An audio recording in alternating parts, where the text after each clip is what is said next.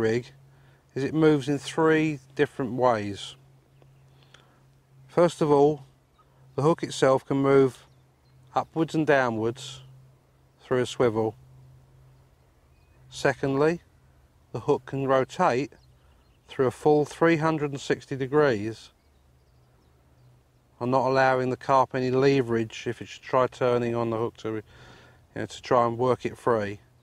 And lastly, if a carp tries to blow the bait back, it slides clear of the point.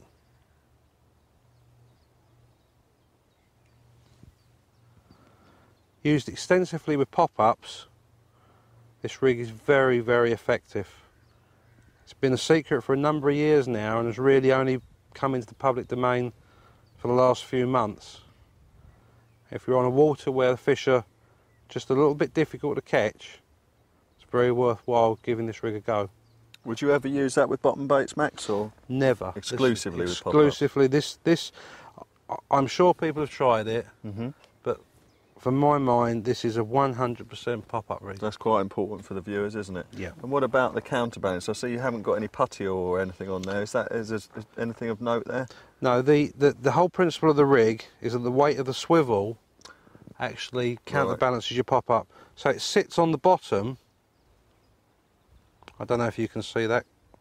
Oh right, so it should just sink down slowly and rest with the eye of the hook on the lake bed? The eye of the hook on the back, and it's worth, I have to say, it is worth checking in a little tub beforehand, because sometimes you can get the odd pop-up that's slightly more buoyant.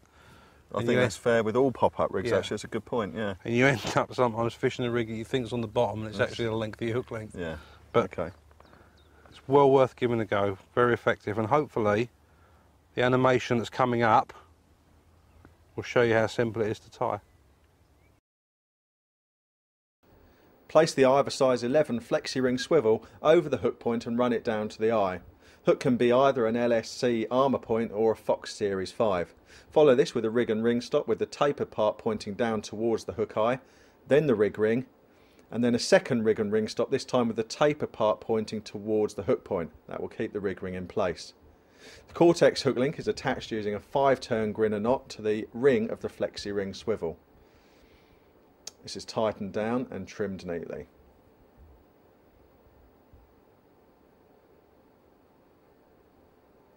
The other end of the hook link, we're tying a figure of 8 knot, which is an overhand loop knot, to create a small loop so that we can facilitate this quick change sleeve system. That's tightened and trimmed as shown, and then is sheathed using the quick change swivel sleeve, and then placed over the eye of the swivel, sleeve slid into place, and we're ready to go. When the rig is on the bottom, it should sit as shown without the need for extra putty or any counterbalance.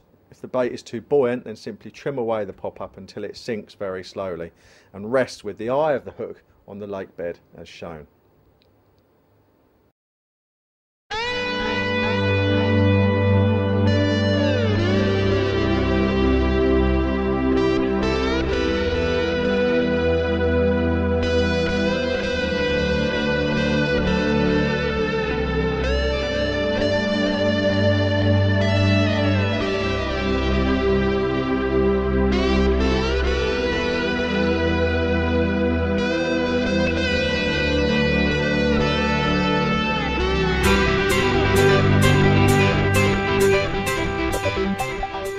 That's a great rig, and I know Max catches a lot of fish on it, but personally I'm not a great fan of long shanked curved hooks, so I use an alternative which has quite similar mechanical properties.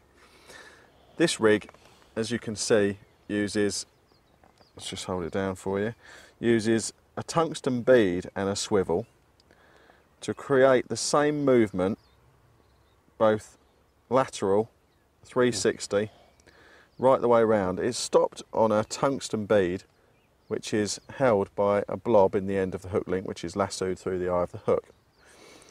The swivel gives total movement, and what I've done is I've crimped in a loop into the hook link there, which is rigidity, stiff link material. It's quite a good tip actually for pop-up rigs. What I like to do is to use a stiffish boom and use a slow sinking bait, and what that does in effect is it stands it out away from the lead, which keeps you basically it creates a good hooking mechanism. It booms it away, which means that as soon as the carp picks up the bait, it's in direct contact with the lead. So this is an alternative version, very effective, catches a lot of fish. Again, it's exclusively a pop-up rig, and like Max's rig, it relies on the weight of the swivel to hold it down to the bottom. Don't really tend to add any putty to it or anything. It works very well like this. Again, check it in the edge before you cast it out, and we'll show you how to tie one up now. Cut a 6 centimetre length of 20-pound rigidity and double this over, keeping both ends even so you end up with 3 centimetre boom. Pass both tag ends down through the hook eye and then place the loop section over the bend of the hook. In this case we've used an SSSP. Pull down on the tag ends before trimming to create a mini hook about 20mm in length. Over the end place a size 11 flexi ring swivel followed by a small tungsten bead. Then, using a lighter, heat the tag ends before blobbing and flattening to secure everything in place. Care needs to be taken when using the lighter. Next, place a rig ring over the hook point and follow this with a rig and ring stop. The pointed part of the stop should face towards the hook point. The boom section of the hook link, which in this case is 18 pounds illusion, should be about 20 centimetres long. Attach it to the rig ring using either a 5-turn grinner knot or a blood knot as shown. The trib tag end can be blobbed using a lighter for extra security. Care should always be taken doing this. I like to encase the knot and the hook link in my fingers to protect it, making sure the flame cannot damage anything. At the opposite end, tie the illusion to the ring in the flexi ring swivel. Ease it down. I like to moisten with saliva, trim with braid blades, and then again carefully blob with a lighter for total security.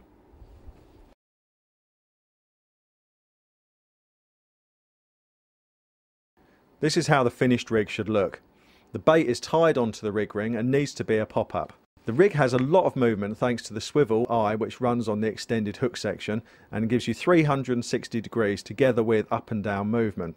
It's a very, very effective and catchy rig that has similar properties to the 360.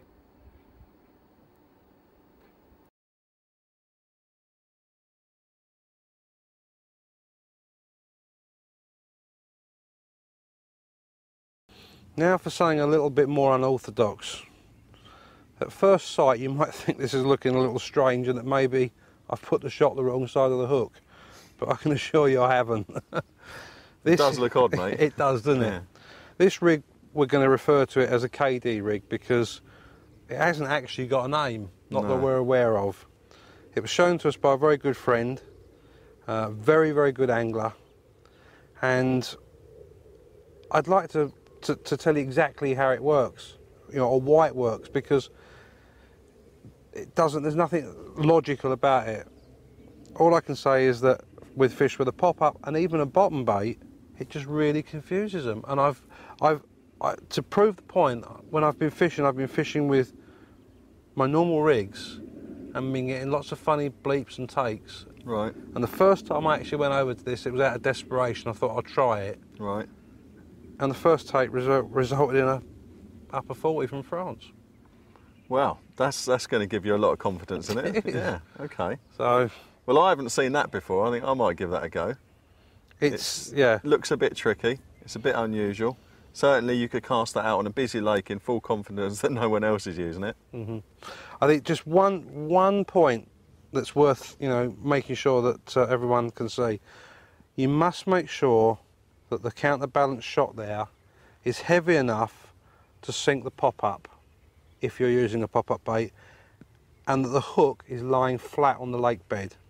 You don't need the shot and the hook combined to balance it. It should sit. Right, okay. It should sit like that on the bottom.